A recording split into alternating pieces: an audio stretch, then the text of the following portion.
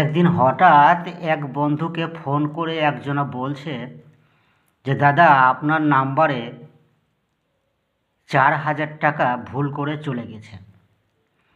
যে আপনার নাম্বারের লাস্ট সংখ্যাটা ছিল এই, আর এই সংখ্যাটার জন্য আমি একজনাকে টাকা পেমেন্ট করতে গিয়ে টাকাটা কিন্তু ভুলবশত আপনার অ্যাকাউন্টে চলে গেছে।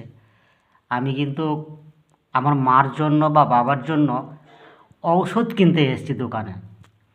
তো দাদা খুব বিপদের সময় যদি টাকাটা আপনি ঘুরিয়ে আমাকে রিফান্ড করে দেন তো খুব ভালো হয়।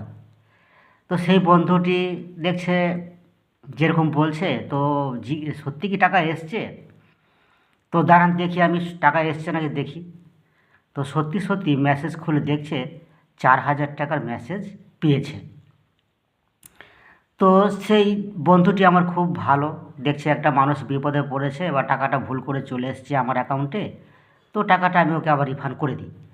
তো 4,000 টাকা কিন্তু আবার সঙ্গে সঙ্গে ওর ওর নামে ওর এক যে মোবাইল নাম্বার দিয়ে ফোনটা করেছিল ওই নাম্বারে কিন্তু টাকাটা ট্রান্সফার করে দেয়।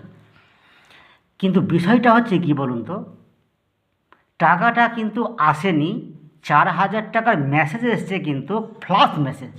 ওই অসৎ ব্যক্তিটি কিন্তু 4,000 টাকা ফ্লাশ মেসেজ পাঠিয়ে দিয়ে বলছে কি যে আপনার অ্যাকাউন্টে টাকা চলে গেছে 4,000 টাকা ভুল করে আমার একটা নাম্বারের জন্য, তো টাকাটা আপনি আমাকে ফেরত দেন।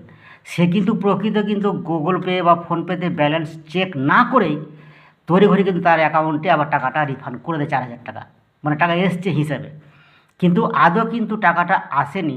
সে কিন্তু ছেলেটি কিন্তু মানে ফ্রড ফ্রড টাইপের, মানে ব্যবসাটাই হচ্ছে এরকম যে আপনাকে ফ্লাশ মেসেজ পাঠিয়ে দিবে, পাঠিয়ে দিয়ে আপনার সে কান্নাকাটি করবে যে আমি একটা ওষুধ কিনতে এসেছি বা কোনো কিছু বিপদে পড়ে গেছি, দাদা টাকাটা যদি আমাকে ফেরত দিয়ে দেন তো খুবই উপকার হয়, এই বলে কান্নাকাটি করে কিন্তু টাকাটা তড়িঘড়ি কিন্তু রিফান্ডটা করিয়ে নিয়েছে মানে হিসাব মতো।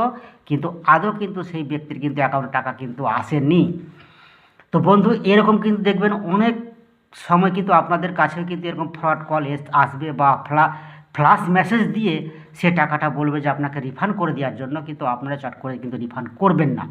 যতক্ষণ না আপনি ব্যালেন্স চেক করবেন বা ভালো করে দেখবেন যে আপনার ব্যালেন্সটা সত্যি সত্যি এসছে কি না, তারপরে ভাবনা চিন্তা করবেন টাকাটা দেওয়া যাবে কি না বা দিলে দিবেন। কিন্তু ব্যালেন্স চেক না করে এরকম যদি কোনো ফ্রড লোক যদি আপনাকে বলে যে টাকা চলে গেছে আপনার নাম্বারে ভুল করে একটা নাম্বারের জন্য, আপনি টাকাটা আমাকে পাঠিয়ে দেন, আমি ওষুধ কিনতে এসেছি বা বিপদে পড়েছি, তো এই হিসাবে কিন্তু আপনার কোনো সময় কিন্তু হঠাৎ টাকা রিফান্ড করবেন না বা টাকা পাঠাবেন না। আগে আপনি চেক করবেন তবেই পাঠাবেন। তো এরকম সমস্যা প্রত্যেকের কাছে আসতে পারে, তাই আগে থেকে আপনাদেরকে এই ভিডিওর মাধ্যমে সতর্ক বার্তা আপনাদেরকে পৌঁছে দিচ্ছি। আপনারাও আপনাদের বন্ধুদেরকে এই ভিডিওটা শেয়ার করে যাতে এরকম ঠকবাজের পাল্লায় না পড়ে তার জন্য আগে থেকে একটু পদক্ষেপ নিতে পারবে, ভিডিও দেখে বুঝতে পারবে যে না এরকম ফ্রড হয়।